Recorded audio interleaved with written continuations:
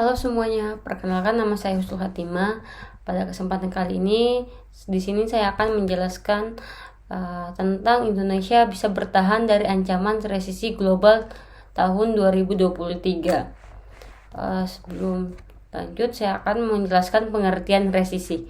Resesi merupakan ancaman besar bagi perekonomian. Melonjaknya harga-harga energi akibat dampak perang Rusia melawan Ukraina. Salah satu faktor yang dapat memicu terjadinya resesi global. 4 ekonomi besar zona euro, Jerman, Prancis, Italia, dan Spanyol semuanya memiliki perkiraan pertumbuhan untuk tahun 2023 yang diturunkan oleh Dana Moneter Internasional karena kombinasi perang dan suku bunga yang lebih tinggi menghambat aktivitas negara tersebut. Resesi dunia tahun 2023 ini peluangnya semakin besar. Saat ini kita bisa melihat bagaimana suku bunga di negara maju seperti Amerika Serikat 300 basis poin dalam waktu sangat singkat.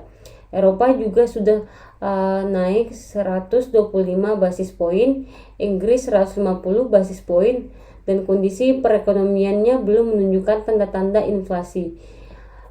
Inflasi menurun sehingga memang dampaknya risiko nanti adalah perlambatan perekonomian negara-negara maju tersebut. Di sisi lain juga kita bisa melihat bagaimana Tiongkok yang biasanya itu jadi sumber pertumbuhan ekonomi dunia, kontribusinya sangat besar sekali.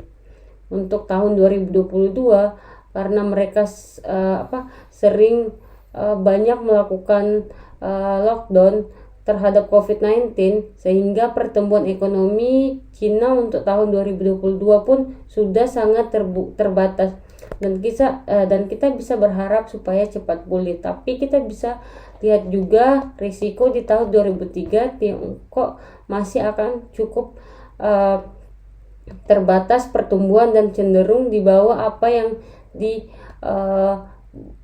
dapatkan. Kita bisa lihat perekonomian Tiongkok dan Indonesia. Sedangkan pertumbuhan ekonomi Indonesia biasanya memang akan mirip seperti kondisi-kondisi sebelumnya, seperti apa yang terjadi di negara berkembang. Amerika pada saat itu terjadi krisis dan ketika terjadi kenaikan tingkat suku bunga yang tajam, lalu kemudian waktu tahun 1997 ada Asian crisis dan sebagainya. Akan tetapi kita akan melihat bagaimana kondisi perekonomian Indonesia ini memang sedikit relatif berbeda dibandingkan dengan kondisi-kondisi pengetatan likuiditas di periode-periode sebelumnya pada tahun 1997 sampai 2008 paling terakhir. Kita bisa melihat bagaimana kondisi perekonomian Indonesia walaupun dihadapkan pada kondisi yang sangat berat tersebut.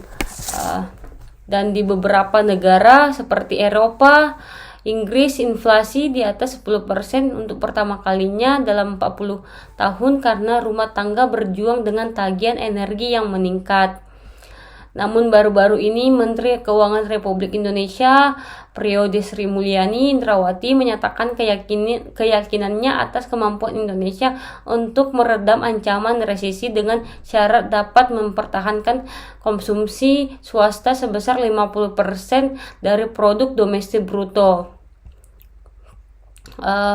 Beliau juga mengatakan kepada pemerintah dan perusahaan swasta serta masyarakat harus tetap mengeluarkan uang agar Indonesia dapat menjaga konsumsi swasta yang dibutuhkan. Agus Martowadoyo mencontohkan perlunya sinkronisasi antara kebijakan moneter dan fiskal agar perekonomian dapat tumbuh dengan baik di tahun depan. Namun pada saat ini kondisi ekonomi Indonesia relatif kuat yang ditunjukkan dengan keadaan pasar modal Indonesia yang berada dalam situasi capital inflow investasi asing, foreign direct investment PDI yang stabil. Namun ada beberapa contoh ekonom juga kita memuji perekonomian yang ada di Indonesia yang cukup tangguh menghadapi ancaman resesi global yang dibuktikan dengan secara neraca perdagangan yang positif dalam 7 triwulan terakhir. Namun menurut para ahli juga menyarankan Indonesia dan sejumlah negara berkembang fokus pada 3 hal, yakni pengetatan suku bunga, mengatasi tekanan pasar eksternal, dan menjaga agar hutang tidak membengkak. Meskipun optimis, dampak resesi global secara tidak langsung akan dirasakan dalam berbagai hal seperti gangguan ekonomi di negara tujuan ekspor dan berkurangnya volume ekspor akibat berkurangnya permintaan. Selain itu, kebijakan moneter yang berbeda dari negara-negara besar.